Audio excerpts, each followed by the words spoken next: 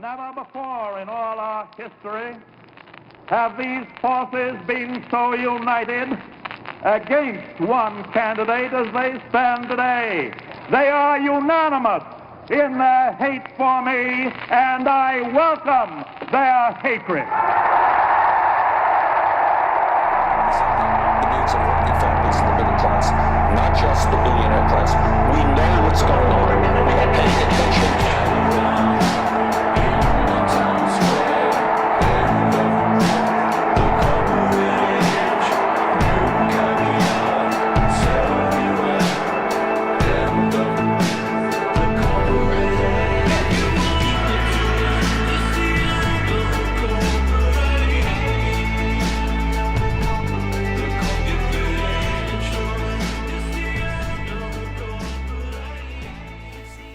Good morning, everybody. Good morning. Look at that. Look at that. That's 2 times in a row that we got the intro right. Good morning. We got a crazy day. Lots going on. The democracy of America is unraveling before our eyes. But we've got a lot to talk about even within that, because it looks like we have an opportunity to take it back, even though it's really scary right now. We've got a special guest. We've got 2 special guests with us. We've got Tom Fiegen. I consider the original Bernie-crat. He'll be joining us in a few minutes. I'm going to welcome everybody and talk to Markus. And we have Katie from over there in Europe, right? She's going to give us a report on what's going on with the French elections and the aftermath of that and what happened because they elected McHillary, basically. So, but before we get into that, good morning, everybody. John Warren, Stock Post, Kat, Ashley, how you doing? Thank you for that, Ashley. You like the open? Yeah. Stephanie, Jupiter Judy, Celtic Barb, Mohammed. Wonderful, wonderful. We got a lot of people in here. 33 already and climbing. What an audience. Woo! Thank you, guys. We are growing the audience, actually. And I want to say thank you to that. If you can help us by subscribing or sharing this anywhere, or if you feel like donating to Patreon, we've got that going on. We're independent media. This is how it works. We're fighting a political revolution that we hope doesn't become an all-out revolution. We're trying to prevent that by doing this through whatever democracy is left. But we've got a couple of things to talk about. Upcoming events. Right now, today, we'll have Tom Fiegen. On the 16th of May, 15th, Nancy Pelosi's doing a town hall. That ought to be fun. On the 16th,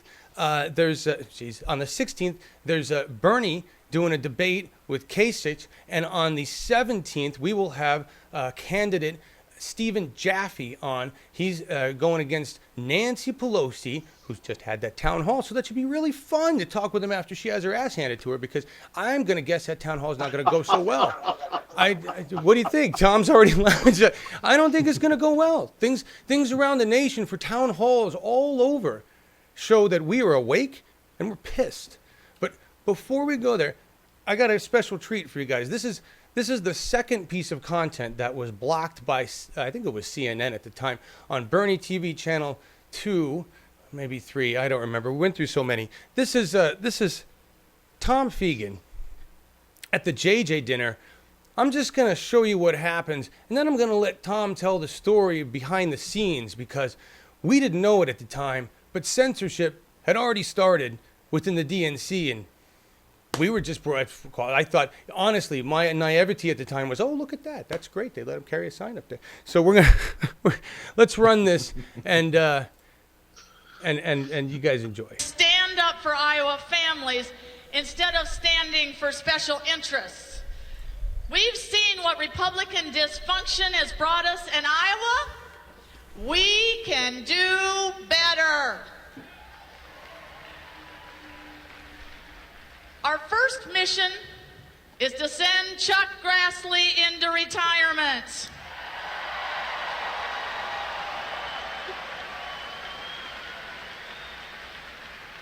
So I'm pleased to introduce our 3 candidates running for the United States Senate. Let's welcome Tom Fiegen to the stage.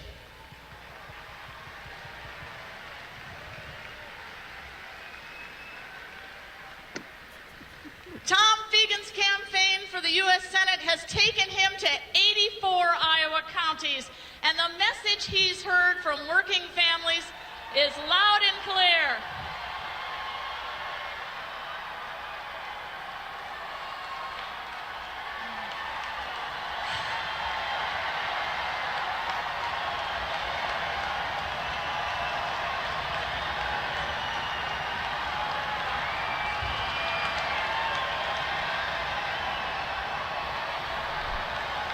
Okay, they want. Yeah, okay. They want Bernie.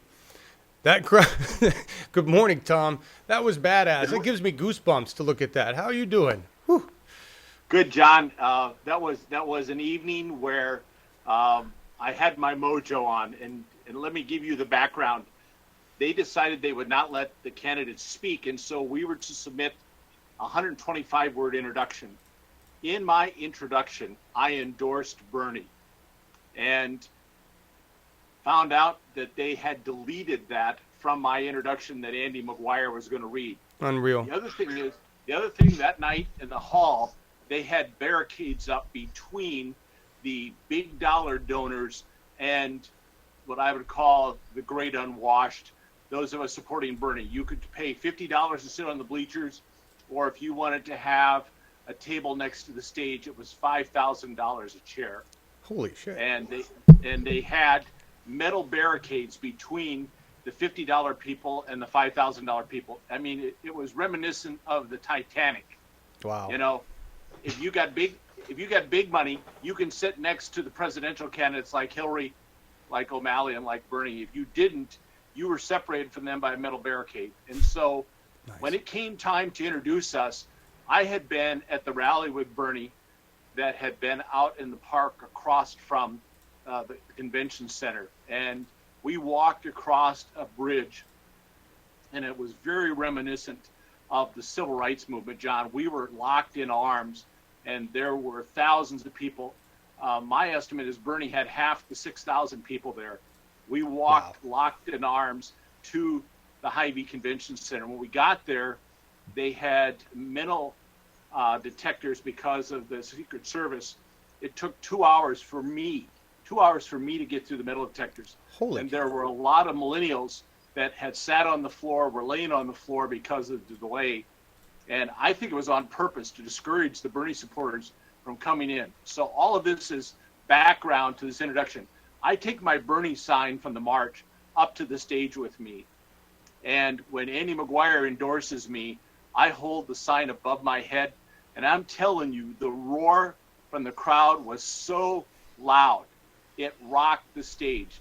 It was 3,000 people screaming. I had some people tell me afterward it was like a bomb went off. And it was one of those moments. And the interesting thing is, Andy McGuire just finished her term as chair of the Democratic Party. From that night forward, John, she never spoke to me again. Never even acknowledged my presence when we were at events together. Wow. Is she around now? Is she get removed by the Republicans, or is she a Republican? Too funny. She's actually running for the Democratic nomination for governor. Really? She's the odds-on favorite to get it because of the vast amount of money that she can lay her hands on. She's a physician. Her husband is also a physician. He's an orthopedic surgeon. One of the reasons they made her party chair in 2014 is that she can reach out to the millionaires and the billionaires and raise basically unlimited funds. And now she's running for governor, John, and she's the odds-on favorite to become the Democratic nominee because of the unlimited resources. The interesting thing is, before she was chair, she was a registered Republican. She is a really recent Democrat, and she is Republican light. But because of the resources she can bring to the table, she's expected to win the nod in the Democratic Party. There are 7 people already in the race to be a Democratic nominee for governor. There's 2 or 3 more that are anticipated. They could have 10 or 12 people running for the Democratic nod, but none of them so far have the ability to raise the kind of money that Andy McGuire can. That's ridiculous. That's ridiculous. It is ridiculous. It's basically a Republican that decided to go undercover. Yes. That's what it sounds like, well, which is what we're talking about doing right now as Democrats or whatever party we're trying to figure out. I'm so sad about the state of the Democratic Party within our state of democracy. It's really not a good thing, you know. In Iowa, John, our Democratic Party is shooting itself in the foot. Yeah. The Hillary forces are taking over control. They're telling the Bernie-crats, be reasonable, compromise, do what we want you to do.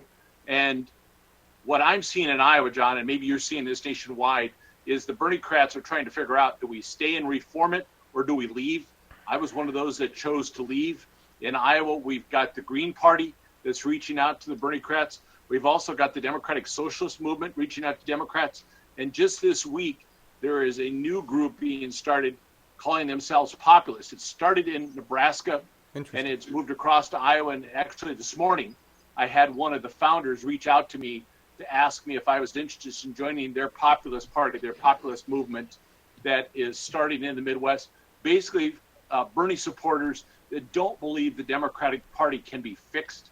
We need to let it die, and we need to build something that's true and real, not Republican light, not corporate PAC money suckers. Interesting. And so you don't agree with the idea, or you don't think it might be possible then to, Bernie calls it transform the Democratic Party. I call it hostile takeover. You really believe that we have to just pull everybody out of it and rebuild everything under a different party, but nobody agrees on the party, Tom. And do we have enough time to rebuild that kind of infrastructure? That's my worries, you know? John, let me ask you, if you've ever done any building remodeling or house remodeling, there comes a point with every building where it's too rotten to fix. You know, you will spend more money to try and save that house than the house will ever be worth. That's where the Democratic Party is. The interesting thing is Tom Vilsack, who was our former governor, was Secretary of Agriculture under Obama. At the end of his term in the Department of Ag, he said, the Democratic Party represents this majestic tree that looks so strong from the outside, but its inside has been totally eaten by the insects and is totally rotten. And it was a perfect analogy. The funny thing is, he's a corporate Democrat. Tom Vilsack never saw a contribution from Monsanto that he could say no to, but for him to analogize the existing Democratic Party to a giant, majestic tree that is rotten on the inside is spot on. Wow. Spot on, John. And when a tree is that far gone, all you can do is cut it up and try and find some good pieces of lumber. You can't save the tree. This party is the mafia. And nobody ever talked about reforming and legalizing the mafia, John. So I mean, Tom, you and I have talked a lot about this stuff. I got a lot of respect for you, but you know that I from a practical point of view, I'm going, I get the tree analogy. It makes sense. It's eloquent. It fits. From a practical point of view, I don't know how we replace that infrastructure. I don't know how we get on the ballot in all of those states when we can't even unify under another party name, and we spend more time infighting and bickering with each other, even the independent media entities. The government's like, we spent 40 years building this democratic infrastructure, 40, 50 years. Republicans are like, we did the same. Tea Party came in and said, you know what, we're just going to take over the existing structure. I don't like the Democratic Party either. Here's the thing that I'm concerned about. I mean, I voted for Jill Stein. Let's put it there, right? I voted for Jill in Oregon. Me too. But only because I knew that in Oregon it really didn't. My vote was irrelevant, right? That Hillary was going to get that Democratic vote either way, and I figured I might as well put a vote on the tab for Jill Stein, right? That was why I did it. If Bernie Sanders, who is inarguably the leader of the progressive movement across the United States, if he isn't willing to move, I mean, he's the uniter. He's the unifier. If we can't do it on our own, and he's not willing to say go here, he's saying Democratic Party. Why are we fighting our own leadership? I guess that's what I'm asking right there. Is there let me put it this way: is there a break point where you think that Bernie will say, "All right, enough is enough. This is too much"? Do you think that exists? Is that what we're hoping for here? John, short answer: Bernie is 75 years old. He's in the twilight of his career. He's trying to maintain some leverage in the Senate. If he were to form a breakaway party, Chuck Schumer would cut him off at the knees. And so I understand from Bernie's perspective, to try and maintain some leverage in the Senate, he's got to do what he can do. The people who are going to form the new party are the millennials. The millennials are not going to follow Bernie with the Democratic Party. Two things I want to add to that.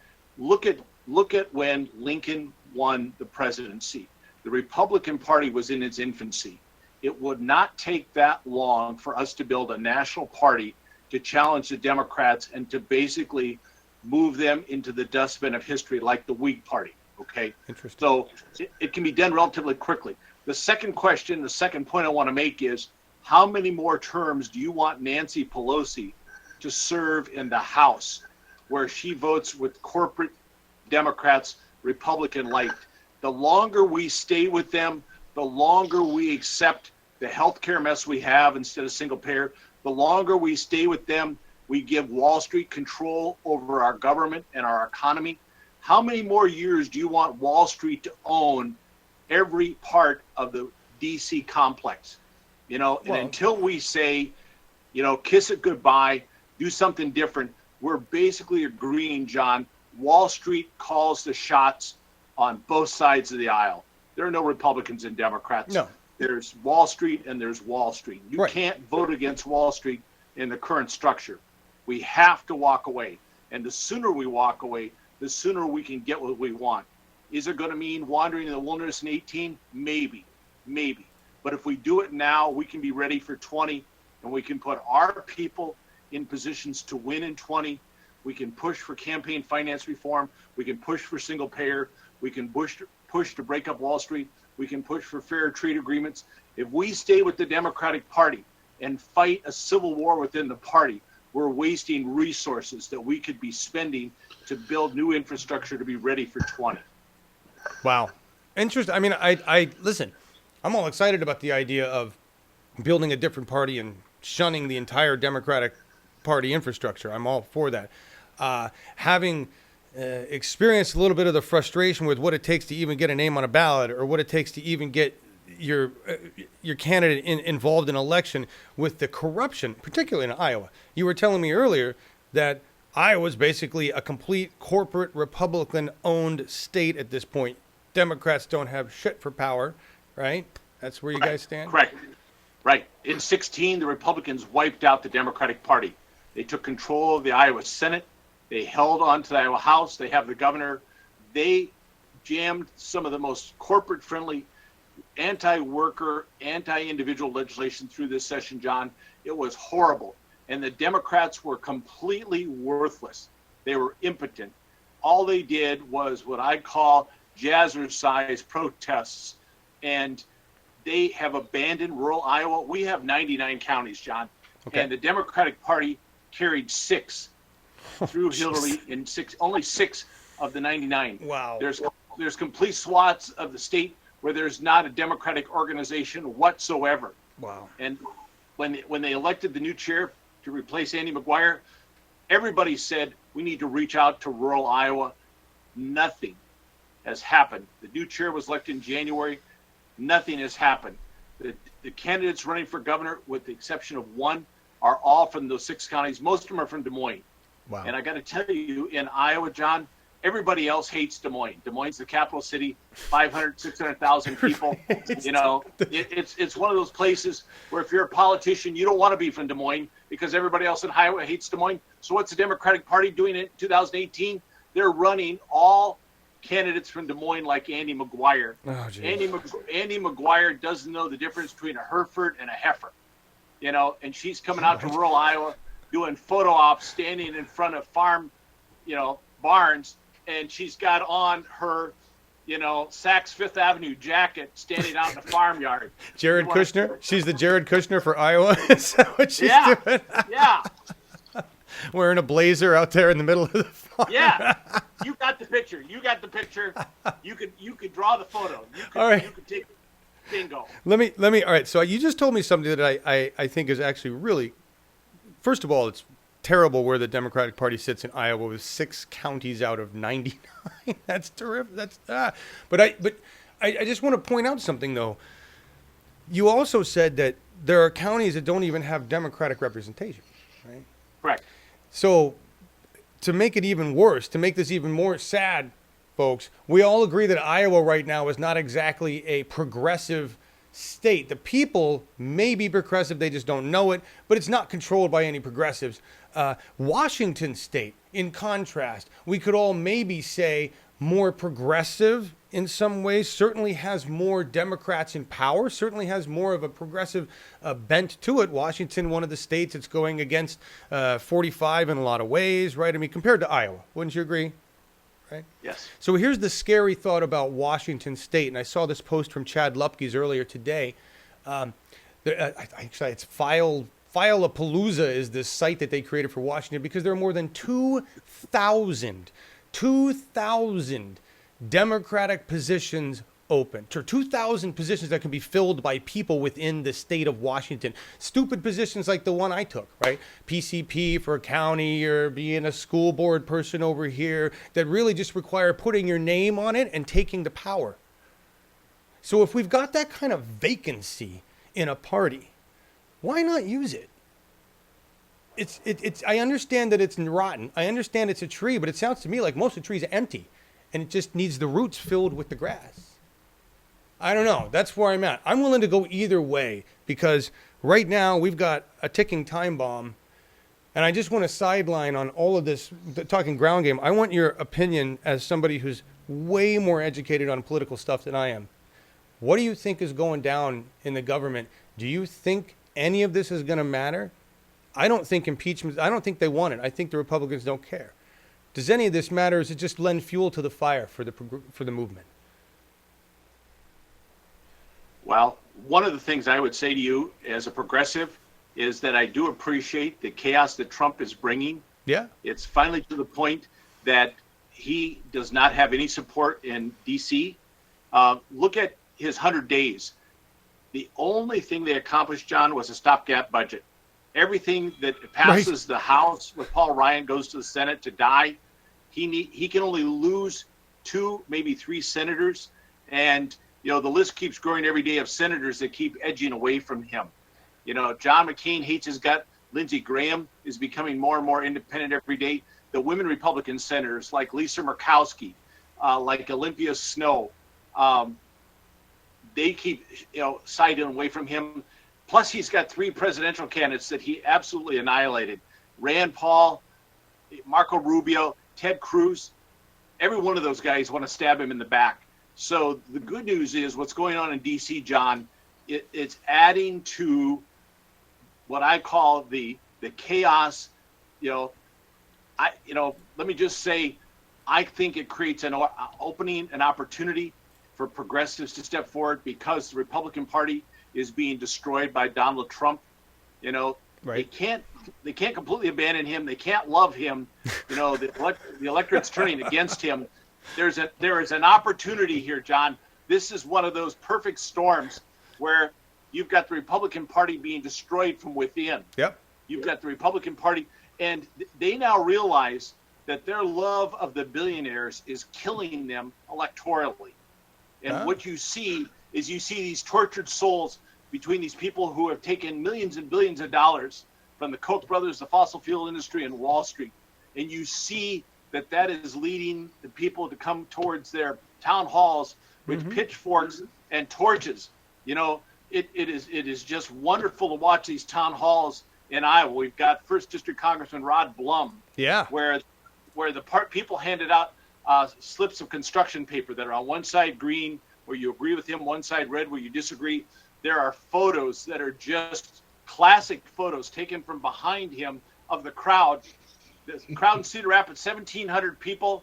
Damn. The signs were about 1,650 red, no, and hell no. And there were, maybe 40 or 50 green signs. It was just, like I say, classic photojournalism where you show this Republican congressman in a town hall and 95% of the people in the town hall are holding up red pieces of paper saying, "You suck. I disagree with you." And check this out. This is, you were talking about, here's Blum. I had this article on him. Here's a father that brought his son in. His son suffers from epileptic seizures. Dale Todd. Yep, Adam is 18, and Adam could really benefit from cannabis oil.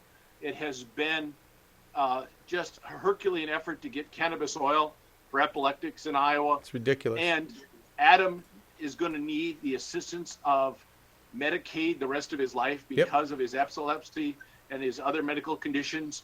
And the position that Blum was advocating was just nonsensical. Yeah. And so Dale Todd stands up with Adam beside him, and confronts this guy face to face and says, "You're full of shit." Yeah. Were you there? Here's my son. Were you there? I was not, but I saw clips. Yeah. And there's actually There's actually clips of it on Facebook, John. And I know Dale, and Dale's one of those guys that calls it like he sees it. Nice. You know, he's a progressive, he's an advocate, and his son has been the center of his life. His son runs cross country, and Dale and his wife have done everything to give Adam quality of life, but they're going to need the help. Adam's going to need the help of Medicaid the rest of his life. And Rod Blum is one of these evangelical Christians that say, you need to depend on the free medical clinic. You need to depend on your church, blah, blah, blah, blah. You know, all of that is complete, pardon my French, bullshit. Oh, yeah. And he says... And we... No, go ahead. Yeah, we had 1,650 out of 1,700 people that said the same thing to him. Congressman Blum, you're full of it. Nice. That's what I'm talking about. He's got pressure now, right? Hopefully you've got enough pissed off people that are in his district that are going to get rid of this guy at this point, right? But they're fighting a big money machine, right? Fingers crossed. He's wealthy. You know, one of the sad things also about politics, John, is right now we have a lot of self-funded people. Yeah. Rod Blum is a multimillionaire, made his money in software. You know, he doesn't care where you or I think. You know, he writes $1 million check to his campaign, buys the TV ads, and he won this last election by 8 points over a well-funded corporate Democrat. Wow. You know, it's going to take a lot to blow him out, but thank God he's helping us by coming out there and saying stupid things in his town halls. Yeah. And getting the blowback from the people. That's what I couldn't believe. In this article, after the father confronted him, he says, "Well, my provisions won't take that out." And like you said, the whole audience was like, "Bullshit." you can't. Exactly. You don't get to lie directly. This is the beautiful thing. Tom, 2 years ago, I don't think the American populace was this awake. We weren't this pissed. We weren't this aware of the bullshit. Today, it's a different story, don't you think? Absolutely, John, absolutely. One of the things that I've said to my mother, who's a McGovern Democrat, Bernie Sanders opened my eyes to the corruption within the party and within the political world. Now that I am awake to it and aware of it, I cannot close my eyes. And John, that's true, I think, of about 100 million people in this country that woke up with Bernie Sanders in 2015, 2016. They're not going to go back to sleep. They're not going to go back to la-la land where they pretend that billions of dollars in corporate contributions from Wall Street and the fossil fuels industry makes no difference. Right. You know, the great lie now that is being told by Democratic elected officials in Iowa and D.C., this money has no influence on my vote. Yeah. You know, I can see your lips moving. I know that you are lying, you know. Why else would you vote to ban the importation of drugs from Canada? Right. Senator, Democratic senator. Right. Democrat, supposedly Christian Democratic senator. So, right. Let's not forget that all these folks proclaim to be such good, wonderful people wanting to take care of everybody, unless it's going to cut into their profit margin. Right. Let's not forget that. Tom, I just want to tell you, if you do decide to run, because you have mentioned that some people are trying to talk you into that. You know, I want to say you've got our audience is ready to back you. We've got people who have said, "I'm in Tom's state. Let him know I can work with him on his ground game. Does he need help on social media?" You've got an army ready. Just want you to know. All right. Thank you, John. A lot of people are twisting my arm. There is a Facebook group that has 400 members that are all lobbying me to run for governor as an independent. Excellent. The interesting thing is, I was invited to a meeting at a county that was all Democrats. They're still nominal Democrats, but the leader of this group said to me, "We look at the 8 candidates running on the Democratic side for governor, and we want to puke. We think that you're the guy." And I've said to them, "Find me $4 million." And they say, "Well, okay, that might be a problem." And, you know, one of the things I've said, I ran my last race in the Democratic Party on a shoestring. Raised about $50,000. That's not going to cut it. No. And so I've said to all these people twisting my arm, help me find the money. And I appreciate the support of your audience with social media and the ground game, John. I've told everybody, keep your powder dry. I've not made a decision. I've been invited to 2 more meetings. All right. With groups. The first meeting we had, their group normally has 7 or 8 people show up. We had 29 people show up. They were ecstatic that we had 29 people show up, and it was a good meeting. We had a great exchange, but there's a lot of work that goes into running for public office in a state like Iowa, especially if you're going to do a grassroots campaign. I'm not there yet, John. Yeah. I appreciate the offer, and I'll let you know. Thank you. I agree. I appreciate that, and I just want to comment on what you said about money, because this is so true. When we first started all this stuff, everybody was very touchy about money because money was one of the big issues. But if we're going to fund our own people, if we're going to get rid of the corrupt people, money, look, that's what they have. That's the ammunition for politics. It's all about how much cash do you have. And you said 4 million. I think that's being conservative, because you're talking $1.5 to $2 million is what you really needed to run as a senator. So you're going governor, you need at least 4 million. And I'm looking at everybody in the audience and saying, we have raised that much easy for Bernie. We can do it for Tom, right? So there it is. Tom, thank you so much for coming by. You're welcome anytime, and I hope that you choose to run and we can help you. Thank you, John. Thank you. Awesome. Tom Fiegen, everybody. Former Iowa Senate candidate, original Bernie-crat, and somebody who actually might be interested in representing the people of Iowa, just to represent them as a public servant. It's a crazy idea. It doesn't happen these days much anymore. It's a crazy idea. I know. All right, so that's Tom. We got so much stuff going on today. We got Markus. How you doing, my friend? I never even said an actual good morning to the Burn German, I don't think. How are you? Good morning, John. Good morning, Katie. And hello, Tom. Nice to meeting you. And, of course, good morning, America. Yes. Thank you. Tom, you can cut out anytime you want or hang out if you want. Either way. It doesn't have to. All right. We'll see you, John. Thanks, Tom. All right. Markus, my friend. Yes. Everybody, you see that? I'm just going to put it on Markus for a moment. You see that beautiful background? Look at his new camera screen. He's almost set. Now we just got to get the bandwidth in Germany better. But look at that view. You can see so much more. Bad. I can't. What? Too bad I cannot see it, John, because I don't know if I dropped out a couple of minutes ago, and when I returned, I don't have a production screen. I see a black screen. I've got nothing here. Here we go. Yeah, wonderful. I had to put it up, you guys. So Markus has a new. Markus has got a new camera. He's got a new system. We're putting everything up there, and so it should be better as soon as we get Markus a little more bandwidth over there, which is readily available in Germany. It's not like he has to fight for it or anything. It is available, yes, and I didn't need it so far, and now it is time to upgrade all this stuff. Yeah, and Markus should sound a little better too. We got that audit Yeah, I hope that you hear my bass right now. He's leaning into his new microphone, everybody. That was. And I just want to comment. There you go. See, Markus went and upgraded some stuff here. Katie is going to come in just a second, everybody. I want to just take a moment to say thank you to everybody that showed up today. We got a nice crowd here. Please share the content. Please share the links in the description. There's links to Tom Fiegen. There's links to that Vimeo video. That video was cut down on YouTube, shut down one of the BTV channels for even broadcasting it. That's political speech, and it belongs to the people, right? And how many other MSMs are going to show Tom doing that? That was the original FU to the establishment Democrat, right? That's you got to understand that. Tom's been fighting this battle for 2 years. Bernie Sanders woke him up. Same with me. I love Tom. He needs $4 million minimum to run against the establishment in Iowa. It's going to take our money to fund our candidates to get them in power. Doesn't matter what party.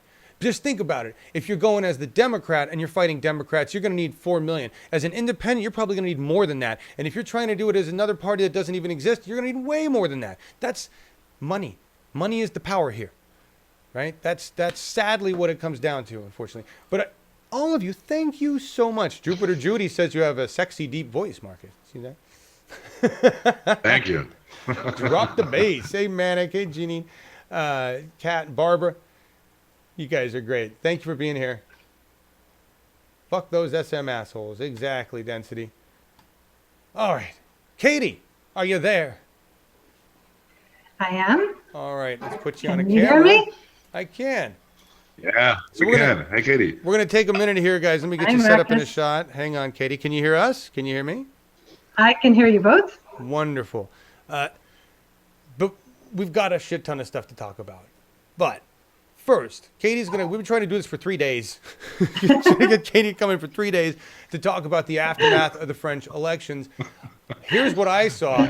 They didn't elect Le Trump. They elected McHillary. Le Trump? Yeah, we had Le Trump or McHillary were our choices. Yep. They went with Okay. McHillary, and now it looks like there's a whole bunch of racist folk in towns in France coming out angry. But that's just my dumb American understanding. Katie, what the hell really went on over there? Good morning. How are you doing? Good morning. I'm fine. Glad it worked today. Okay. Yes. Okay. So what happened? Well, what happened was there was a debate just before the last round between Macron and Le Pen. I honestly did not watch it because I couldn't take another 3 hours of those two. So I looked up everything that was said in the establishment newspapers, etc. And very briefly, all the main newspapers said violent exchanges between the two. I did actually watch parts of it afterwards.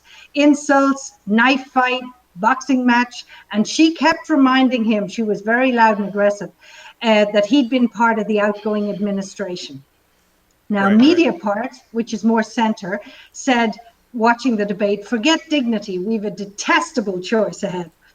France Inter wondered about the journalists and whether they shouldn't have intervened more, but apparently it's a tradition in the second round not to, and to just let them talk. No. But that was maybe a bad idea. Europe One, I took two quotes from them.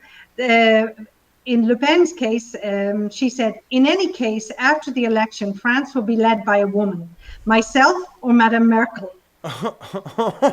and Macron, he said at a later stage, you don't care about the country. You have no plans for it. Your plan is to live off fear and lies. And then two YouTube sites, Osons Causer, which is a very, very interesting one, basically referred to them as a nasty extreme right candidate scaring everyone and making them hysterical, and an arrogant fool who doesn't take into account the 75% who disagree with him. And Hugo Decrypte called it brutal, tiring, and very little policy mentioned. So wait, this was the actual That was election? the last debate. The last was the debate, last debate just before the election. Oh, okay. Oh, that was okay. Now, Okay. Yeah, and so the election happened, and yes, it was obvious that Macron was probably going to win because everybody else referred their voters onto him. Well, I don't know if that's the right verb. And in the end, there are about 47 million voters in France. There was another 4 or 5 million who could vote but are not actually registered. So that's 10%. Right. But that's aside.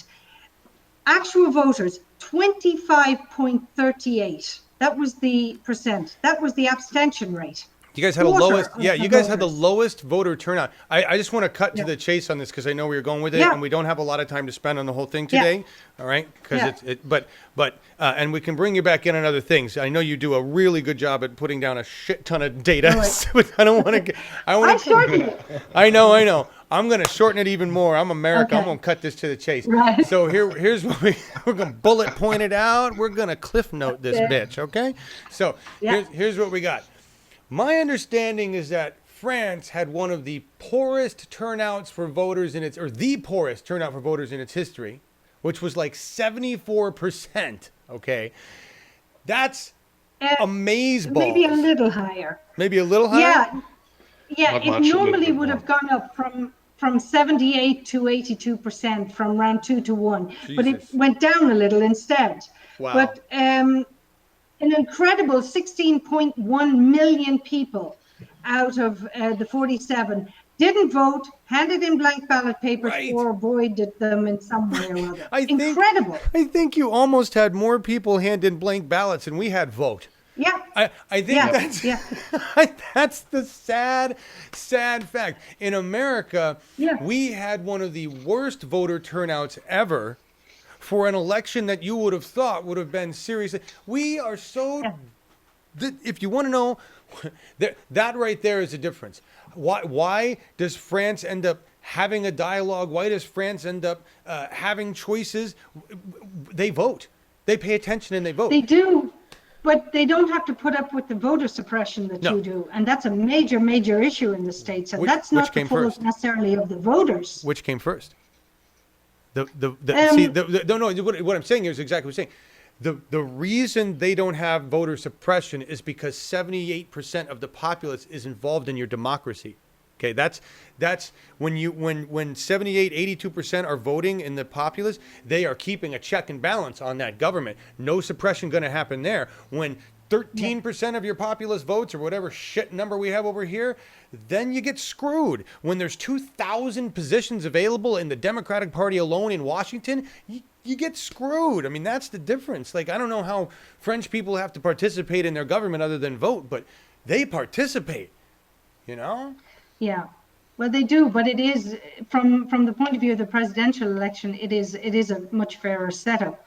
But there were a lot of interesting things. Just before the second tour, there was the second round. There was a poll, an Ipsos poll, and they asked the voters from the other three candidates who hadn't gone who had been knocked out from the right and the left. Where are you going to put your vote this time? Right. And 76% of Hamon voters said they'd be voting for Macron, so 3/4. 51% of Mélenchon and 46% of Fillon's vote. So he did really pull it in, and that's why they were so sure he was going to get through. Right. But having said that, immediately the same evening as Macron was elected, 43 to over 50%, depending on who you listen to, of the French people said, okay, we had to vote Macron. 43% already said we voted for him because we didn't want her. Okay. And they said, we do not want En Marche to have a majority in the parliament, if you like, the Assemblée Nationale in June. We want a different party. We want to keep a check on what he's doing because they don't trust him. So only a third of his voters said it was for political renewal that he represents. 16% said his program, and another 8% his personality. Basically, half of his voters voted to not vote for Le Pen. So when you calculate down how many that means he actually got, and the comments in the media afterwards, basically thumbs up. Okay, we got him in. Now we have the hard work. Right. But so all right. So we stopped there. So that's a lot of numbers. Thank you. In the end, what it shows is that your voting populace, or the French voting populace, has enough brains and information amongst them collectively to recognize the difference between a complete asshole and a semi-asshole. That's all. Yeah. Right. So here I want to bring Markus in, because I want Markus's opinion on the whole Angela Merkel would actually be the other woman leading the country, and why is that bad at all? Really, Markus? I don't. The view that Merkel would reign France is yes, it is. Macron is seen as a puppet of globalization, and this would be connected with Angela Merkel's policy mostly, undeniable. And yes, from my part from this election, I am relieved that Le Pen didn't win it. I'm relieved that Europe was saved with Macron, because he is absolutely pro-European, and this is a card I personally count on. What I'm very worried about is that about 11 million of the French people voted Le Pen, and if the European Union, if Germany and France and all the other countries of the European Union blow this within the next 5 years, then we wouldn't have not only a right-wing party in France, but in many, many other European countries. And this would be the undeniable death of the European Union, and we would have national states again. And we all know from the European history that nationalism is not, or national states is not the best for Europe. We experience a lot of wars, and so I'm happy to finish this. I'm happy that that Europe will consist, and I hope that the European leaders will be clever enough to having heard the shot in France and in the Netherlands and in many other countries here. Yeah, Nice, and just nice. to add, though, that having said that, around here, we have a village. If you take this village is the center, two villages, two towns that way, behind us, that way, and that way, we had villages that voted Le Pen, 55 to 60%. Wow.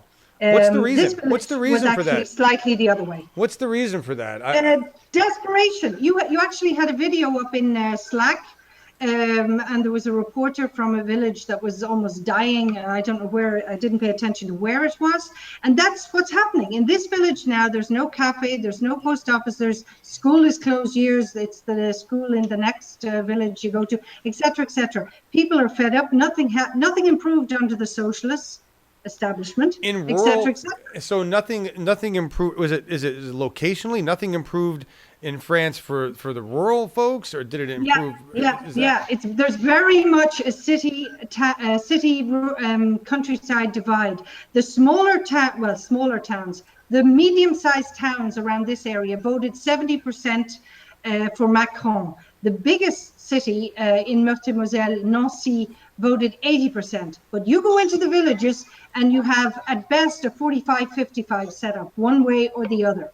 And I think it was Mélenchon supporters had graffiti up somewhere which basically said Macron 2017 equals Le Pen 2022.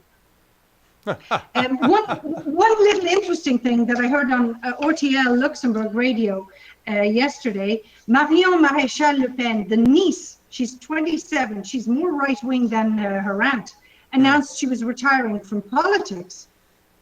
Now that was a big surprise. Having said that, it's probably just she's better situating herself for next time around or something, but anyway. Wow. So where do you see this So going? in the end, Macron got 20.7 million votes. All right. So where do you see this going in terms of future for France? He either so basically at this point he has to deliver and not be the Hillary that everybody says he is, right? But you see the worry there. Sorry, the worry there is that there was I think it was Serge Halimi, the director of Le Monde Diplomatique. He was on the Real News. And he was saying that people had voted in spite, I think it was him, in spite of his program. Oh, no, it was a BBC Newsnight. Said that we had presidents who went up on a particular platform and the moment they were in did exactly the opposite. But Macron has said, this is what I'm going to do, and he wants to follow through. And he was very clear about the fact that he's going to do a hatchet job on working conditions and unemployment benefits and everything else. He didn't even hide it. He's from Amiens, I think, and there was a whole story about the Whirlpool factory there, which is about to relocate to Poland. And he went there and he said face to face to the workers who are really worried they're about to lose their jobs, yeah, I can't promise to save them, even if you vote for me. And the workers afterwards said 80% of us are voting Le Pen. But he didn't even try to hide it or cover it up or pretend otherwise. Okay, you can say that's honesty. And the Serge Halimi, he said on the Real News, in effect, you're now going to have a real right, the extreme right. You're going to have a center, the globalists, and you're going to have a real left. And from that perspective, yeah, I agree with him. I don't agree with everything he said. But from there, yeah, you will actually have a proper left. And they're revving up for the parliamentary elections, the Assemblée Nationale ones in June. And we'll see how that goes. He thinks in the end, Mélenchon's group won't get more than about 40 seats because it's stacked against them and the Front National. I don't know enough about it to be sure about that, but they're certainly revving up to go. And if you ask their supporters, they're saying the future belongs to us, and they have a big social media presence, and they're getting to work on it. So hopefully. All right. We'll see. Interesting. Thank you, Katie. There's a lot of information out there right now, though it sounds like France has kept itself away from a full 45, but they installed establishment, and now we have to see if the establishments all talk or if they're actually going to follow through. And if they follow through, they could follow through with some stuff that's really not very great. So that's wonderful. Yeah. Wonderful for France. You avoided complete disaster, but you brought in an impossible shithead. Yay for democracy. There's one important point for the French people, that they still can keep their famous, I would not say arrogance, but their little upper nose regarding the Americans, and say, look, we voted right. And you have somebody, and the French can also say they have somebody over there that speaks better English than our current president, which is that's pretty scary. Maybe, but actually, one last thing on one. All right, you get one more statistic and then you're done. One more statistic and then you're done. It's not a statistic. It was a personal story. This guy was a friend of Macron's from school, and he did drama classes and everything with him. Apparently, Macron loves theatre and acting. And the question at the end of it was, well, is he still acting? He said, look, he wanted to serve his country. He wants to help the people, but he likes to be center stage as well. So we'll have to wait and see. That sounds exactly like Hillary Clinton. I'm a progressive. No, wait. I'm center. No, wait. I'm really conservative. I'm whatever you need me to be today, and tomorrow I'll be whatever that is, because I'm here for the money, folks. I mean, for the acting. I mean, for the center stage. I mean, for the people, whatever I'm here. You really did get a Hillary. Wow, you guys. That's... Well, this has to turn out if he's really a Hillary. I'm not sure about it. We will see. Here's the thing. So first of all you guys are. By the way, you guys are having a fantastic conversation in chat. Wonderful conversation, and I saw a lot of really good comments about the difference between the French elections and the French government and the American government, and why it wouldn't work over here. Yeah, we're not as involved, and we're just getting involved. The argument that we can't do that here because our politicians are horrible people, that doesn't... We are the politicians. If you don't like the politicians, we have to become the politicians. Nobody else is going to be signing up for these jobs. That's why there's more than 2,000 of them available in Washington, right? That's why Tom Fiegen went out and said, you know what? I'm going to disrupt my entire family life. He's had a job. He's a lawyer. He's like, fuck this. Bernie's inspired me. He managed to shoestring save $55,000 to try to run a campaign. I remember watching Tom. He was on the road as often as Bernie. He was going from place to place to place to place, and he looked like a ragged doll by the time he was done. And he didn't even win, and he's ready to go try it again. So when we talk about, the Democrats are ugly, horrible, we can't vote for any of them, well then get off your ass and run for an office. That's all it takes. And I used to say, I can't run. I got skeletons in my closet. Somebody will bring up Are you kidding? I'm a fucking angel compared to everybody in government right now today, save Bernie Sanders. It doesn't really matter what I put. Yeah, I fucked a goat and killed a baby when I was 5. Nope, that's actually probably better than what most establishment politicians have done right now, okay? I haven't murdered a planet. I haven't chosen to rape the environment for oil profits. I haven't chosen to go do regime change and murder babies in other parts of the world so that I could make profit. No, I didn't fuck a goat and I didn't murder a baby at 5. I just made that shit up. What I'm saying is that it doesn't really matter what happened to me in my youth. We've got murderers, rapists in office right now. They seem to be okay with the American voting populace. I should do just fine. You should do just fine. Right? That's the point. There's no one more despicable in government than the people in government right now. That's where we're at, folks. America has bottomed out. We are at the bottom of that shitter.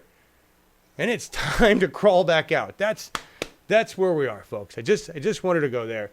And I hope Tom runs. And I saw you say earlier, Jilly Love, 4 million sounds ridiculous. I know. It shouldn't take $4 million fucking dollars to run for office anywhere. Publicly funded elections would take care of that. We have to take over the government first. We're taking over our government. You realize that? This is a takeover, whether you call it a peaceful one or a hostile one, a political revolution or an all-out revolution. We're taking over our government. And at some point, either we win or they start fighting back with weapons. We're trying to avoid that. That's what happens in history. We either win the battle with politics or we go to war with our government with weapons. That's just it. I'm not suggesting one or the other. I'm saying that's history. So if you don't like the way it is, do what I did. Get off your butt and get going. Right? But I'm not going to complain about the other politicians anymore. I'm just going to take them over. I'm going to get rid of them. Right? That's what we're going to do. France works because 80% of the people go, you know what, if we don't vote, if we don't pay attention, if we don't listen to this shit, we suffer the losses. I can't wait to show you this. You guys are going to be so... When I saw this, I was blown away. We're just going to skip ahead to a lot of things. I've got to find the Obama. Here we go. Talk about audacious. This is audacity. The audacity of corrupt. That's what this is, right here. This is Barack. Barack with a little message for you all. You get the politicians you deserve. That's his message. That's why you got me, America. You stupid fucks. That's why you got me. Obama, hoop shooting, smiling, hope change Obama. That's why you got me. You get the politicians you deserve. When you've got a voting populace of 30% or less who doesn't know shit from Shinola, when you've got an undereducated, ignorant mass that sits in lazy boys and votes for whoever's on the goddamn ballot without paying any attention, you get Obama. You get a lot of hope and change, talky. And that's it. Because all you did, America, was vote and then go watch American fucking Idol. You get the politicians you deserve. Obama's being asked to get back in the scene. Come on, help. It's like, didn't you all get it? Are you still that fucking stupid? I was corrupt.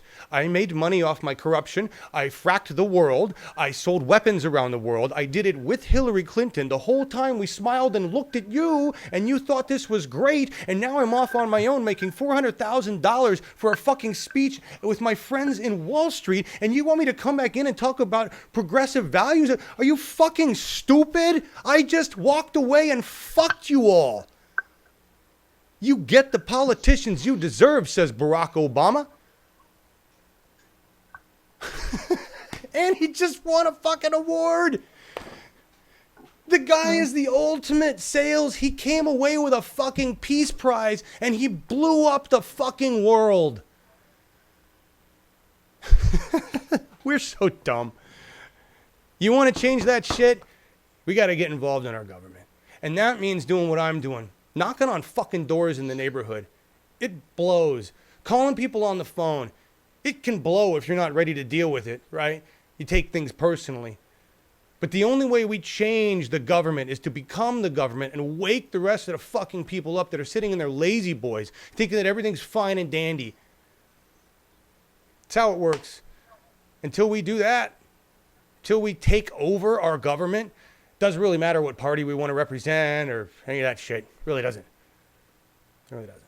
So, all right, that rant's over. Woo, that's fun. Obama, a little bit too short.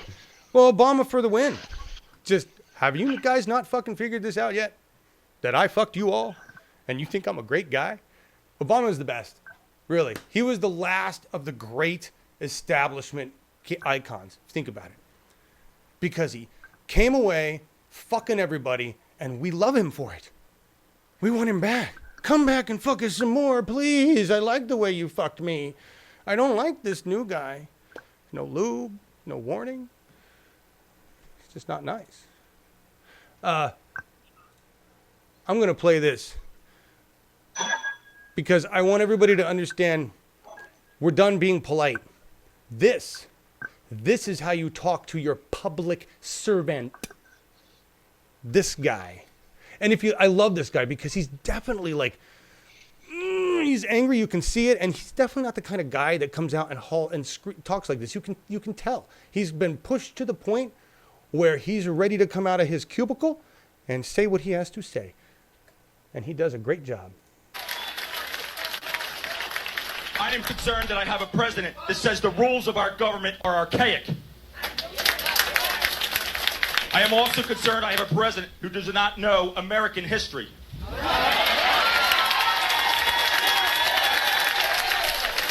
Quite frankly, if he did, he wouldn't have fired the man investigating him. I am also concerned there is something mentally wrong with Donald Trump.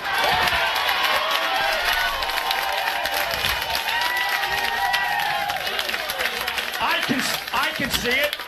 Can anyone else see it? Why don't you see it, Congressman? Donald Trump is not a Republican, Congressman. Donald Trump is an authoritarian. Donald Trump is the greatest threat in our democracy in our lifetime. My question to you, how long are you and your fellow Republicans going to defend this American nightmare? You, Mitch McConnell, how long? Open your eyes!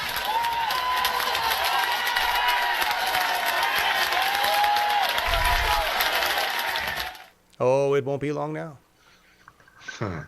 It won't be long now. That's just one example of the angry mobs that are showing up at our town halls. Paul Ryan yesterday with the "fuck you" chant, right? That's a common thing now. When you've brought Americans down this low, when you've lied and cheated this much, it's time for us to rise. It's time for us to rise. The great thing about it is it's still not violent. I mean, I have great dreams of violence to Mitch McConnell just because he's Mitch. Bleh. But the great thing about it is it's just anger. But anger works, right? They've used fear and intimidation against us for so long.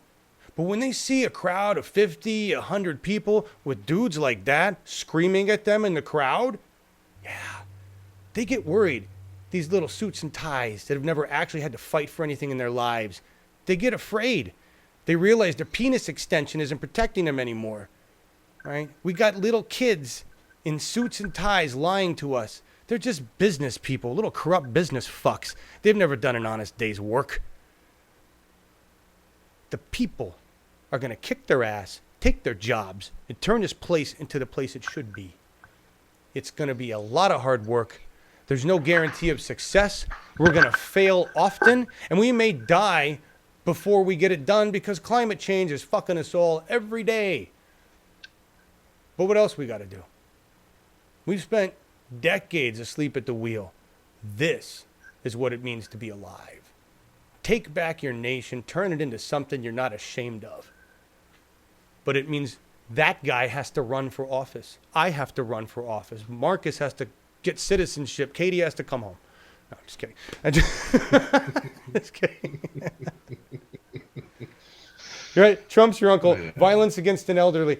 You know what, Trumps? Let me just say this: if you can, if elderly is all you can give Mitch McConnell, no problem.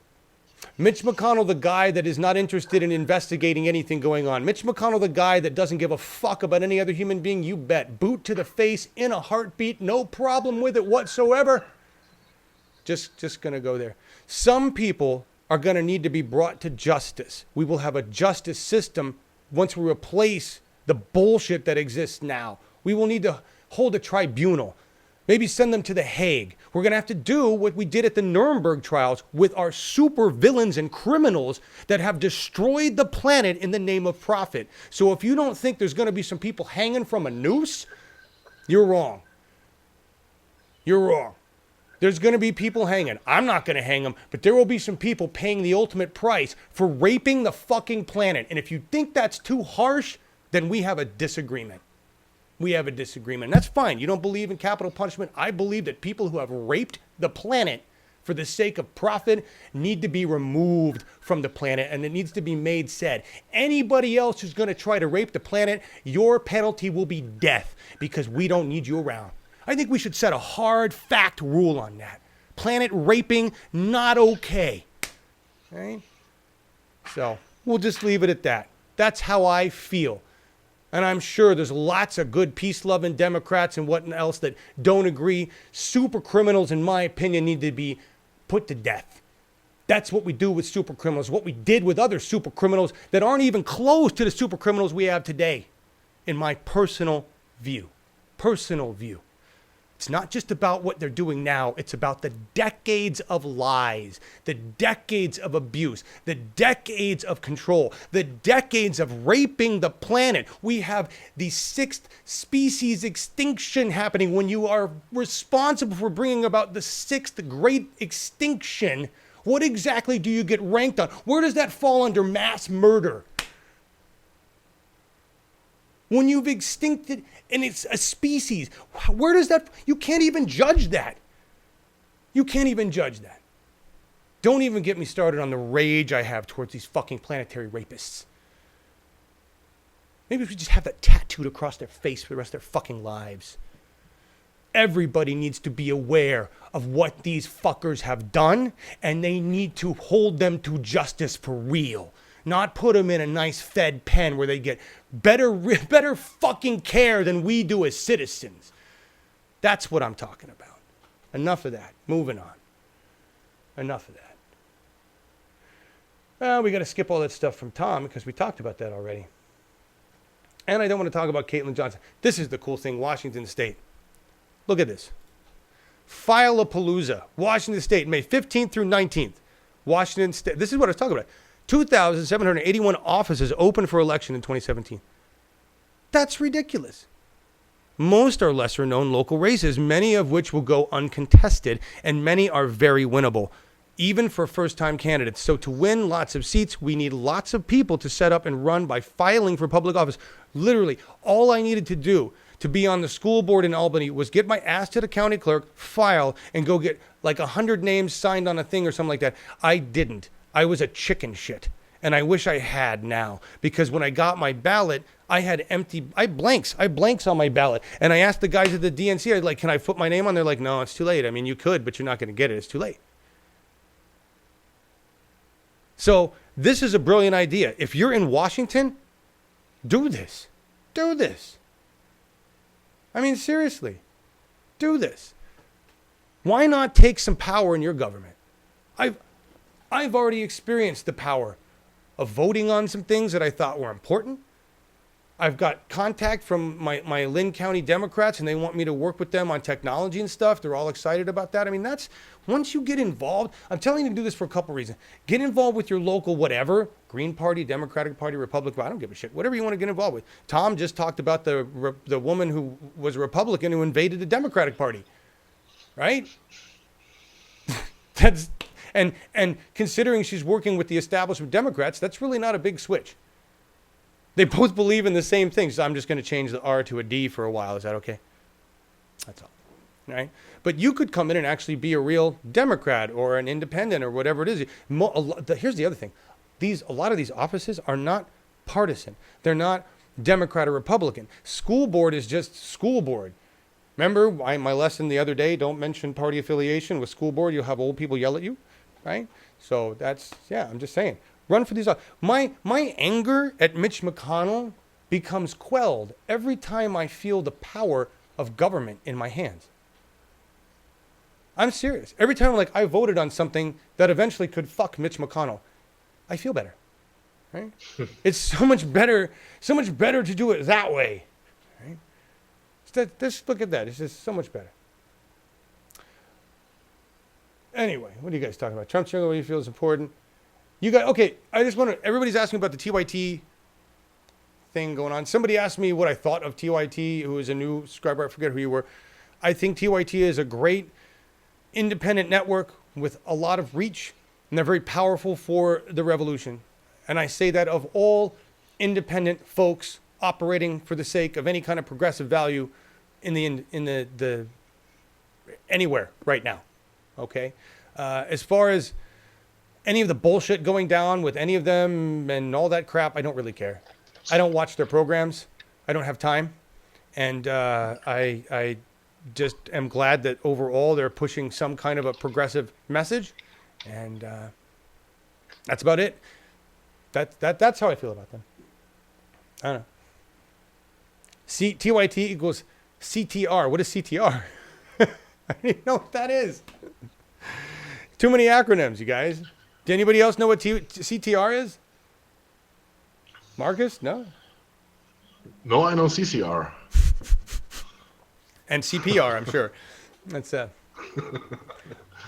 right, I don't know. Just real quick. Wisconsin's voter ID law suppressed 200,000 votes in 2016. Trump won by 22. And before you go, you see, the system is rigged. They cheated us. Ah! And you can't do anything about it until you take over. So be mad. Get mad.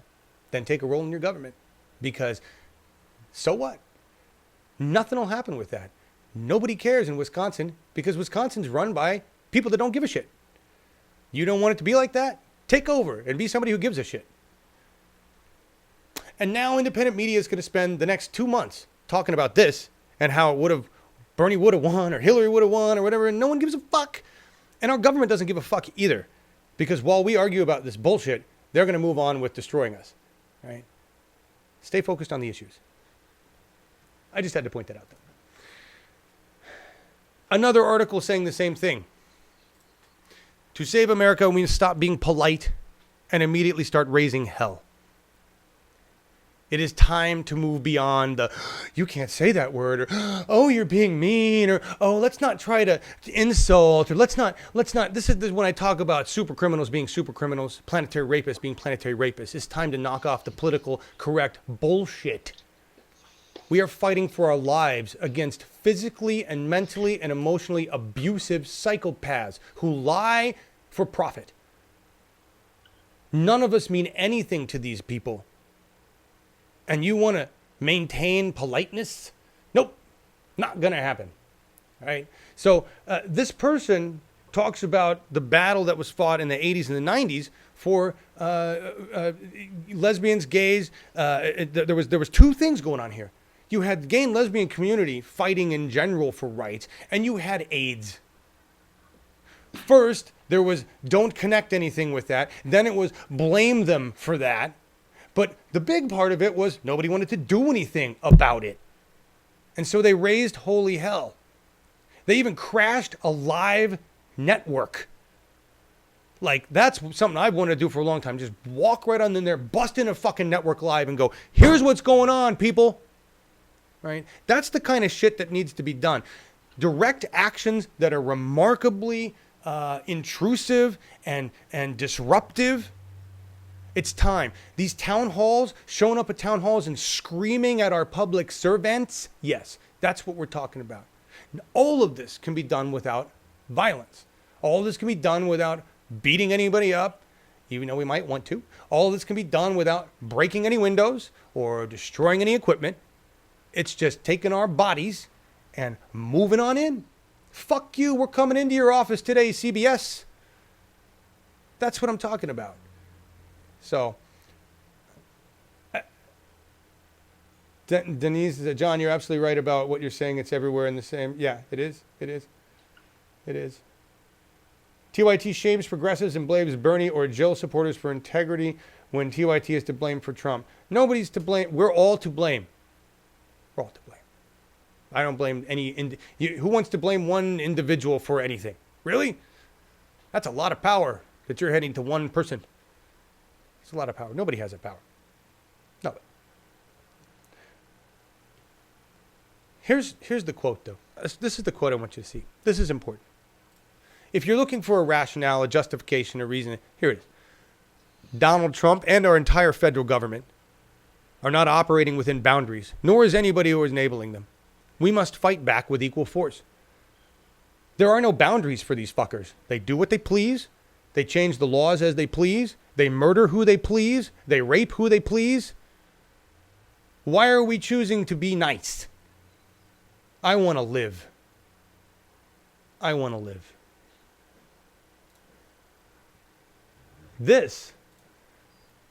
I talked about this the other day. Portland, Oregon became the first U.S. city to end all. They divested from DAPL corporations, but I didn't know that have stopped doing business. They're stopping investment income in corporations. I think that's great. To avoid doing business with socially irresponsible corporations, the city is willing to lose investment income. Now it says lose income about $4.5 million a year. Well, I'm sure we can gain that back with weed in a day. We are making so much money with weed. And the money, whatever this is, so whatever. The thing is, it's not. They didn't just. What's big about this is they didn't just take the money away. It's not dapple corporations. It's like, well, we really don't know which companies are corrupt and which companies aren't because companies lie. So we're just going to not invest in any companies anymore. And I think that's brilliant. Plenty of other things that we can invest our money into. Marcus, you playing with your mouse there? Mute yourself. Sorry? That's all right. I hear clicking. I hear things you're doing over there. I don't know. That's a powerful thing. Now, why was Portland, Oregon able to do that? Because progressives control that portion of Portland's government. That's why. If we were in Iowa, notice Iowa isn't working to divest from any. Iowa's like, all of our investments are in oil and fossil fuels. DAPL controls this place, right? Energy Transfer Partners is our government. Morton County Sheriff's Department is our government. You've got a gang of thugs working with a gang of corporate robber barons. And together they make the Iowa government. In Portland, we actually have some people who might actually still give a shit with some morals and ethical values. And so they've had the power to do this. We're taking all our money out and we'll make it up somewhere else. Fuck you, corporations. Why run for government? Why get involved in your local government? So that you can sit in a chair and say, fuck you, corporations. We are not taking your money anymore because we have power. Fuck you. And turn it in. That's why. Man, if I got to write the legislation, there would be a lot of F-bombs in it. It really would. Why not? Just to make it, why not? It's so boring the way it's written now. Why not make it colorful? We did this because these bitches, right? Oh, yeah. We will bury you. Are you quoting the, wow, that's Khrushchev with the shoe. Woo. Yeah. Going back. Oh, Maggie with her handbag. Yeah. Yeah. Khrushchev actually wanted to avoid war. He was not, there's the whole narrative. I don't know what everybody in Europe knows. The narrative that we as U.S. children received about what was going on in Russia was absolute bullshit. I am blown away by the reality. The arms race that we perpetrated was unnecessary. And Brezhnev, some of the other guys, they were reasonable human beings, and we certainly weren't given that perspective from as a child growing up in the 80s. And I say reasonable. Again, you guys in Europe over there might say different. I'm just taking compared to what the picture was painted. Let's put it that way. All right, in America, just in America. I don't know. Okay, I cannot say anything about the education in America about Russia at the time. So I'm sorry. It was terrible. It was really, really bad. It was. I've told this story before. I'm gonna tell you this. In the 9th grade. In the 9th grade, I went to a school called Mullen. I was lucky enough to go to a really expensive private school, and they had a project called the UN Project, which was really cool. We picked a country, 2 kids, we picked a country, and we had to go learn all about that country, and then we had to sit in our UN meeting and represent that country. All right? That's cool. Yeah. And I was excited about that. This is fucking cool. And the country I picked was Russia. Because I was very interested in Russia. When I picked Russia, and I'd actually been interested in Russia in the 8th grade. This goes back to 8th grade. 7th grade, actually. This goes back to the 7th grade. In the 7th grade, I had a Russian class because I went to Ken Carl Junior High, but I only went there for 2 days before my parents stuck me in a private school. I bounced back and forth a lot. And at that junior high, I had to fill out a form that said I was learning Russian, and that form went into the FBI because they needed to know that anybody at the time, that was part of their Cold War shit, who wants to learn the Russian language, we need to keep track of you. So my name's on a list somewhere in the 80s where it says John Ellis learned 2 days of Russian or something like that, right? Which yeah, anyway. I bring up Russia. The UN project was awesome. So you have to send away. What they told us to do was send away and tell that country that you're thinking of immigrating. And so I did. I wrote a letter. Hi, I live in the United States. They probably got these all the time from kids, right? I want to live in Russia. I've heard all about it. Can you please send me some information? I got stacks of shit. I got packages and packages of fucking magazines and total propaganda, like hot girls eating ice cream cones, riding bicycles, and going down beautiful parks in Russia. And I'm like, what happened to the fur hats and the 10 miles of snow? It was like they made it look like Southern California in Russia. It was the most beautiful propaganda I'd ever seen. It was wonderful. And so I represented Russia with that knowledge. It was that narrative. Yeah, I can imagine. If I remember back the movies coming from the United States in the 80s or in the 80s, the picture which was drawn of the Russians were, yes, it was a bad enemy, worse to kill. Yep. I don't know. Where were you then, Katie? Yeah, I was going to join in because I don't know when you were in 7th grade. Can you hear me? Yeah. Okay, but I was in Brezhnev's Russia in 1982 on a school holiday for a week. Now, it was really interesting because we landed at Leningrad Airport, St. Petersburg now, again, and the plane was totally surrounded by army soldiers. Completely. Oh, jeez. And you get down, I was 16, and you're really sort of impressed, as in, oh my God, we better do the right thing, say the right thing. Anyway, so we spent a few days in Leningrad, and we went to Moscow for 2 days. And I have to say, it was an extremely interesting trip. It was a school trip. It was just to see how they lived, etc. But we went to loads of museums, the Winter Palace, everything. Wow. And I have to say, I was incredibly impressed by the Russians, especially Leningrad, which was a much friendlier city. So many of them spoke absolutely perfect French or German. Nobody spoke English or let on to. But French or German without accent, and they were so cultivated.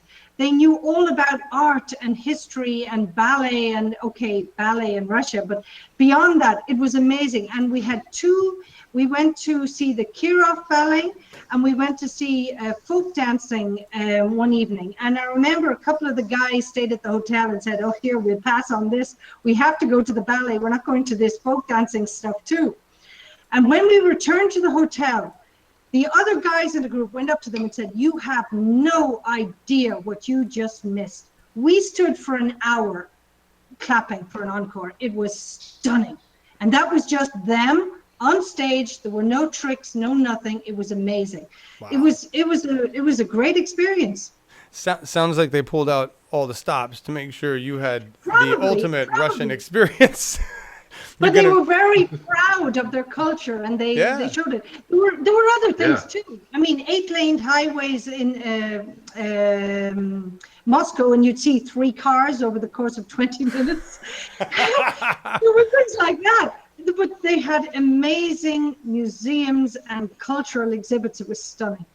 Right. So, like Phil Britton says, visiting the USSR in 1968 was a crafted tour by Intourist, the official travel bureau of disinformation. Yeah, I mean, I'm sure that what Katie saw, a good portion of that was constructed specifically, to be the way it was, But whatever. That's when. But the history was there, and they were very, very friendly. No matter where you went, anybody you met. Yeah, some of them you can say around the hotel have been instructed to act in a certain way. But I don't think every single individual. And when we got on the bus to go somewhere, I remember I'm thinking, I'm looking for a conductor, the guy you paid at the time in Ireland getting on a bus. I'm looking to pay, and nowhere do we see anybody taking money. And I asked, eventually somebody said, no, there's a box down there, you put the money in. I said, well, who checks? Nobody. Everybody puts it in.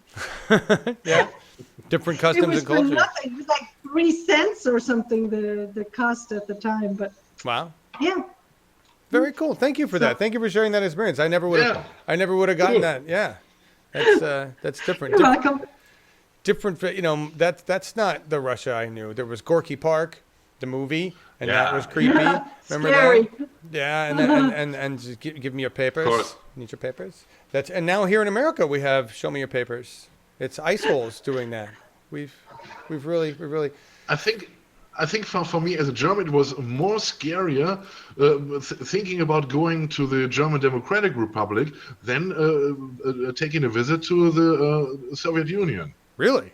Somehow, I don't know. It was my imagination at that time, because the so-called DDR was so much more horrible in my opinion, in my perception, or maybe from what we heard, and the controls and the Stasi, and they got no real food there. There were people traveling to visit their relatives in the German Democratic Republic who were packed with coffee and bananas and stuff, and this was the impression we had, and this made us think, or me personally think, that the situation in the German Democratic Republic is much more worse than in Russia. Damn. And I'm forgive my ignorance. You were in what part of Germany were you in? Because this was at the time when it was split, right? I mean, I'm in West Germany, in Düsseldorf. Well, but in the United States, I didn't know that DDR versus the whatever. It was just East-West. That we had East Germany, West Germany. East was bad, West was good. Yes, that's all. And that was the perspective you had. So East Germany was scary, freaky, people bringing supplies, and you didn't want to go there, and that was scarier than Russia. You're saying? Yeah. It was the big rival, and the policy there was, it was like, communism. It was hell, This was a narrative here in Germany, because Germany did so much better than the German Democratic Republic, and nobody would have thought about taking over the political system of the DDR, Right. And look at Phil Britton says, visiting East Berlin in the 1980s, the Stasi followed us everywhere. Yeah, here you go. Wow. Yeah, that's your papers.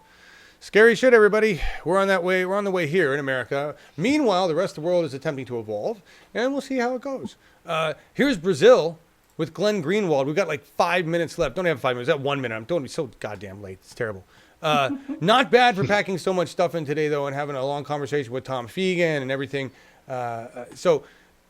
This is so cool. Glenn Greenwald is a badass journalist, independent journalist, investigative reporter, right? And with The Intercept. And he gets discredited all the time by mainstream media, bobblehead fucktards. This is an interview with Democracy Now! I was going to run it. Remember, all these links are in the description. I'm not going to run it now. Just read what it is. This unveils a new project to build animal shelter in Brazil staffed by homeless people. Basically, they're going to match homeless pets with homeless people and put them in homes. What a brilliant fucking idea. And this is in Brazil. I know. We can say, Brazil's got a corrupt government, Brazil this, Brazil that, blah, blah, blah, blah, blah, whatever. Good stuff going on there. Right? Going to take care of homeless people, going to take care of, that's a brilliant, hopefully. And Glenn was in the thing, it says, we want this model to show successful. Why not bring this model to other countries? I mean, it's smart, because when you're homeless, and I have known this, when you are alone, and I have known this, and depression sets in, it's you don't want to move, you don't want to do anything, you don't want to be a part of society, you want to curl up and go hide in a cave. Right? If you have an animal that you take care of, it changes your entire perspective as a human being. It gives you something to live for if you don't want to live for yourself at the moment. But those bonds, those connections, they can heal both the animal and the human being. It's an amazingly powerful thing that has to do with beyond basic Western pharma medicine. And that's a concept of American evolution, of humanness that we are so far away from achieving because we have to take over our horrible government first in order to implement laws that focus on human beings holistically and not just as slave labor. Right? That's so. Anyway, beautiful things coming out of Brazil there. Moving on. I'm not going to be nice here. And some of you are going to think this is vindictive and mean, and it absolutely is. I'm not going to lie. Karma's a bitch, North Carolina. 99% of Hurricane Matthew aid requested by NC denied by Trump administration. What did you fucking expect? What did you expect? You're Republican controlled. You don't give a shit about people. you're Trump happy, you're racist, you're anti-LGBTQ, and you asked for money from the federal government that you elected that you know is a psychopathic piece of shit. Karma's a bitch, North Carolina. Enjoy climate change. Enjoy figuring out how you're going to pay for it, and maybe eventually you'll rise and depose the piece of shit government you have there, or you'll be underwater. I don't know. I know it's not very nice to the people of North Carolina, but if you're going to learn one way or another, you're going to learn, right? I'm still learning. I'm still licking my wounds from Obama, right? Gave that man money, believed his bullshit. We all learn. Hell, I'm still licking my wounds from Clinton. I thought he was a great guy, too. I'm so dumb. We learn it. Whatever. That is horrible. What is this is horrible? What are we talking about? See, was I that bad? Was it horrible? Was I an asshole? Whatever. Fine by me. Again, compare me to any warmongering, frack-happy, regime-changing politician today, and I'm a goddamn saint. Goddamn saint. By the way, Energy Transfer Partners, this is one of their pipelines. 18 leaks, 2 million gallons of oil spilled. The U.S., I don't know who in the U.S., somebody apparently decided to enact some laws for the environment and stop them from doing that. They've destroyed massive amounts of conservatory area with this mud crap. It's just ridiculous. Dakota Access Pipeline. Thank you, Jordan Cheriton. I will give Jordan credit for breaking this story because he's broken a lot of these stories that get picked up by other people. I just don't like it when he bitches about it. Yes, Jordan, you did break the story, and we're talking about the fact that Dakota Access Pipeline already leaked. It's not even fucking finished. It's already leaked. And remember, they were talking about how this is going to be the best, the safest, the most monitored, beautiful penis extension ever. It's already leaky. Your pipeline's leaky. Meh. Vermont legislature, the Vermont government approved weed. Thank you, Vermont. What's significant about this is not the fact that another state has legalized recreational marijuana. What is significant is that this has been done through state legislature. Okay? This is a precedent, and that means, see, a measure legalizing marijuana use in Vermont cleared the state's legislature on Wednesday.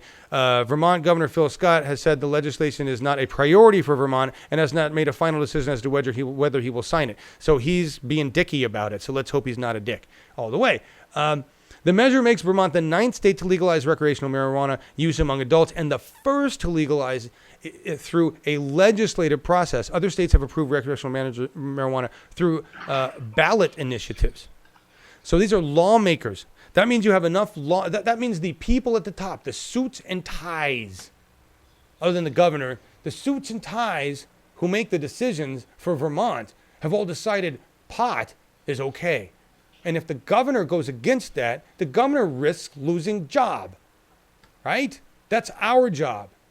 So congratulations, Vermont. Maybe. We'll see what the gov does. This is going to be an interesting choice. Here's another, think about this. Here's another thing. The governor of Vermont would not give a shit if he did not feel public pressure. We apply public pressure. Put that thumb on that face. Not literally. And the other literally too. And put the thumb on the face and say, do the job or get out. Can you feel the pressure? Does it hurt? I'm pushing harder. Does it hurt? It should. I'm screaming at you in a town hall. Does it hurt? Do you feel the pressure? Right? Pitchfork in my pocket, not out yet, getting ready. Right? That's basically what it is. Basically what it is. Hey, Cynical Girl. So nice to see you back in the chat. Lots of great people here. Hey, O.G. Johnson. Really, really great. Obama is a corporate horror war criminal, the greatest disappointment in living memory. I'd agree. Our democratic government, biggest disappointment in history, in my mind, because it was really set up beautifully, and we thought it was doing okay, and nope. No. Set up beautifully. I'm not implying that it was ever run beautifully. Just set up nicely. Had a nice structure to it. If not just a bunch of racist white guys. But at least a nice structure. Okay, the Constitution, great structure. I just want to point this out. I saw this come through, and then we're going to go to the final thing. We're going to get out here with a song that was picked by Markus that I would have run yesterday, but it really would have ruined yesterday's show. Today it seems absolutely appropriate. So we're gonna run the asshole song today, Marcus. Okay. Didn't work yesterday. You can't run the asshole song after running Mr. Rogers. Today, absolutely. The preamble to the Constitution, everybody has probably heard it through Schoolhouse Rock or somewhere, whenever. We the people, in order to form a more perfect union, right? There's even a tune. I don't know, Katie, you remember that tune? Remember the tune? No? No, because you were living over there. You didn't hear this tune. Marcus doesn't know this tune except there's been "We the people" in German. He doesn't know this tune because I don't know what it. They didn't do these songs. Those of you who know Schoolhouse Rock, they know Trump's your uncle. What structure do I love? The structure of democracy. I don't love the people within it. The structure that we created to run it. That's what I like. All right. It was a great structure. That's what I say. But the preamble. In order to form a perfect union, establish justice and ensure establish justice, ensure domestic tranquility. Understand, this is the preamble. This is the summary. This is the abstract. If you want to take anything away, you can forget all the rest. Right here encapsulates what we're trying to do with this document. That's what the preamble means. All right? It's not like, here's some intro that we decided is good for a song. Now here's the Constitution. Right? We the people, in order to form a more perfect union, establish justice, something happened with that, and ensure domestic tranquility, that's gone, provide for the common defense. Well, we certainly fucking did that. We've got more defense than any human being needs. Probably each one of us has if we were to divide the military stuff between each one of us, we all have a stockpile, right? So we're protected up the ass. Provide for the common defense. Promote the general welfare. General welfare. There's that word, welfare. That word that they've turned into an evil word. General welfare is the overall concept. Provide for the common defense. Promote the general welfare of all of us. Somewhere along the lines, we forgot that's the purpose of the Constitution. All of us should be receiving the welfare of our government's actions, the sales of fossil fuels, the sales of weapons, the building of the military. All of that shit is our welfare. So when people talk about being on welfare, fuck yeah, I'm on welfare because my Constitution says that it's supposed to be there. I'm supposed to be receiving the welfare of the fucking great government that we built together. But 1% of us get it all. And they happen to be in power. So the next time some motherfucker talks to you about welfare, say, you know what? This country was created to give us all fucking welfare. And by now, none of us should have to work. We should have a basic income. We should all be on fucking welfare, living in a Star Trek fantasy land. That's how good our nation is.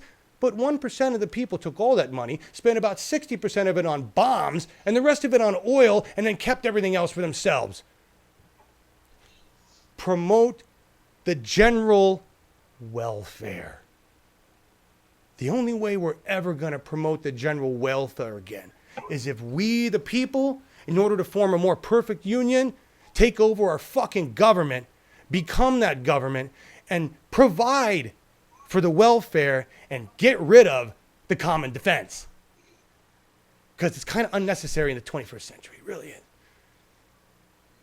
Preamble, folks. It's all in there. It's all in there. And the bizarre thing, in my opinion, is that currently the military, the soldiers, everyone is only defending the welfare of the 1%. Yep. Provide for the welfare of the 1%. Yes. Yeah. You're spending all the taxes, all the money you have in military, and for what purpose? To protect the fucking wealth of the rich people. Yes. Which is why, and we're going to go out with this, is beautiful. Shut up the last song. Marcus is always turning me on to new tunes and stuff, and this is a UK band, but just go for it, Marcus, because this is crazy. Talk about it. The song's good. The meaning is perfect. So who is this, Markus? Okay. I was not aware that John picked my suggestion for today's show, but anyway, it's one of my favorite bands of the early '80s, and it's a German band, but the two guys who are the band are from the UK. They're pretending to be Americans, and the band is called Cliff Barnes and the Fear of Winning. I don't know. I think most of you here in our audience will know who Cliff Barnes was. He was one figure in Dallas in the TV show. And the name was quite funny, and in the early '80s, as you know, was Dallas quite popular here in Germany or worldwide? Was it? Yes, it was. Yes, there was. It was on Tuesdays, and Tuesdays was an appointment which you cannot miss with Dallas, with JR, and in Germany. All that stuff. Yeah, of course. Yeah. Yes. In Europe in general, were you into Dallas back then too, Katie? Was that a thing? Yes. And the French went and changed the entrance song, and they had a horrible thing up. And we used to get mad and turn on German TV to get. They changed the intro song? Yeah, it was really horrible. It had to be in French back then for the French. Yes, I remember. Yeah. Did they overdub? Did they overdub their voices in your languages? Is that what they did? No, Germans probably knew the English anyway, because you guys learned it. Yeah. In France, they overdubbed, huh? They completely changed. They different music, singers, and it was awful. No, but I mean for the awful. actors, for JR, did they have people doing their voices? Yeah, they did. They I don't know if that's the right. They dubbed it anyway. Oh my God! And in the cinema, it was subtitled films. That was okay. They put Dallas in the cinema. No, but films were subtitled. Okay, but on TV, it was dubbed. That's hilarious. I got to find me some. I got to hear some French overdub on JR. Yeah, German was overdubbed also. Really? JR had a German voice, of course. Yeah. I'm sorry, that's just funny. Because here in America, it was just one of many shows going on. I mean, it was very popular, but it was like Who Shot JR was a big deal. Yes, it was. Yeah. And Bobby Ewing under the shower after a year or so again. I don't even remember that. Okay. All right. Coming back. Yeah, the Cliff Barnes. So Cliff Barnes was on the show. I didn't even know.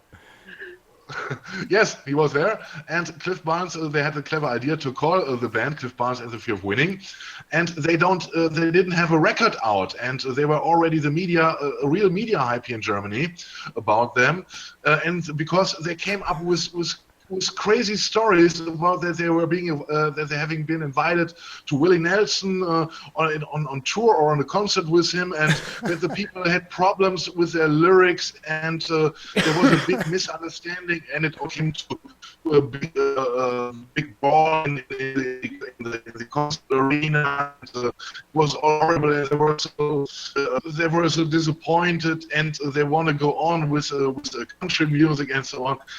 Of course, it was a parody. It was a very cynical parody, in my opinion, some parts of what they've done, and I found out that Cliff Barnes and the Fear of Winning reunited in 2016 when Trump candidated, and they re-released the following song. It is called "Nobody's Got an Asshole Like a Cowboy," because of Trump. Because the time they said the time is right to remember it was originally dedicated to Ronald Reagan, and they said now the time is right that we have to address to our old song because it is now modern again. It certainly is relevant. I watched them again, and I watched them several times here in Germany, and it was always such a big fun. And they're a fun band, and I think they are great, and I think you will like the lyrics. Awesome. Here we go, everybody. Cliff Barnes. Yeah. And the Fear of Winning. No one's got an asshole like a cowboy. Thank you, Katie. Thank you, Markus. Thank you. See you tomorrow. Bye-bye. Bye, everybody.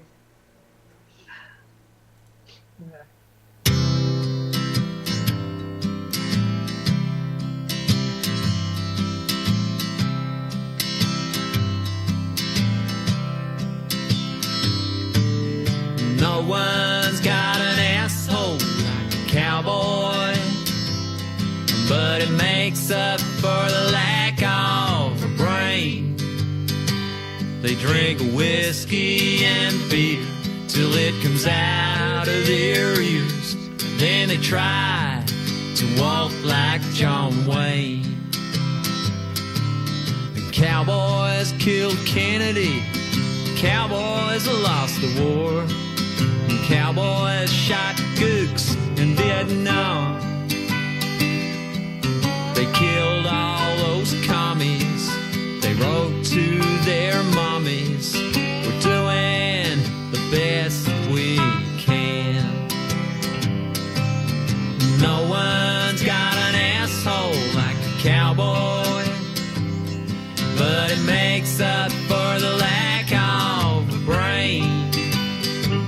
They drink whiskey and beer till it comes out of their ears. Then they try to walk like John Wayne. And cowboys hate black men, and cowboys hate Jews, and cowboys hate anyone with brains. They drive a pickup truck, but they never learn to drive, and the pants are full of all kinds of stains. No one's got an asshole like a cowboy, but it makes up for the lack of a brain. They drink whiskey and beer till it comes out of their ears. Then they try to walk like John Wayne.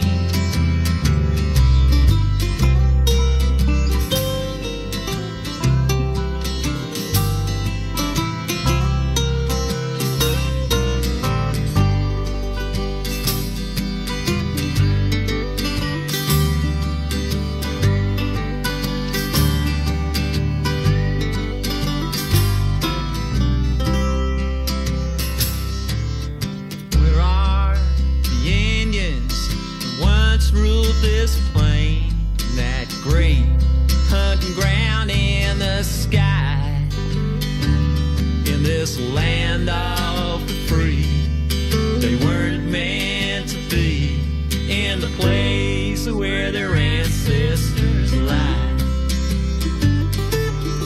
No one's got an asshole like a cowboy, but it makes up for the lack of a brain. They drink whiskey and beer till it comes out of their ears. Then they try to dance like John Wayne. No one's got an asshole like a cowboy. Oh, be brave, be faithful, be true, and put down your guns.